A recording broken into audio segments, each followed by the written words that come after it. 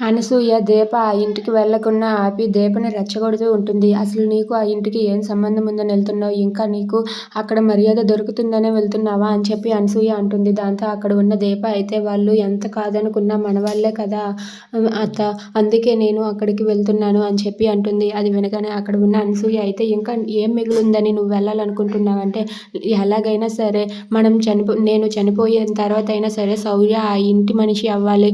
శౌర్యకు కూడా ఒక పెద్ద కుటుంబం ఉందని తెలియాలి. శౌర్యకి కూడా ఒక పెద్ద కుటుంబం ఉంటే చాలా మంచిది కదా, నాకు అదే కావాలి అని చెప్పి అంటుంది. అది వినగానే అక్కడ ఉన్న కార్తీక్ అయితే ఎందుకు కాదు, నువ్వు చనిపోయిన తర్వాత ఏమి, ఇప్పుడే మనం దాన్ని నిజం చేద్దాం దీప అని చెప్పి కార్తీక్ అంటాడు. అది వినగానే దీప అయితే అలా చూస్తూ ఉంటుంది. అవును దీప, వాళ్ళ మనసులో ఉన్న చెడు ఆలోచనలు, చెడు తలంపులు తొలగించి ఆ కుటుంబంలో మనము కూడా ఒక మనుషులమే కదా, మనం కూడా ఆ కుటుంబంలో చేరిపోదాం అని చెప్పి కార్తీక్ అంటాడు. అది వినగానే అక్కడ ఉన్న అనసూయ అయితే బాబు నేనేదో దీపని అడిగాను, తన కోరిక ఏదో చెప్పింది అంతే అని చెప్పి అంటుంది. నువ్వు రెచ్చగొట్టి మంచి పనే చేసావు పిన్ని.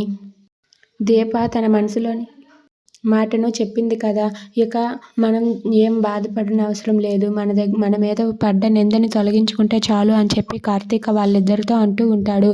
If you like this video please like, share and subscribe friends. Thanks for watching.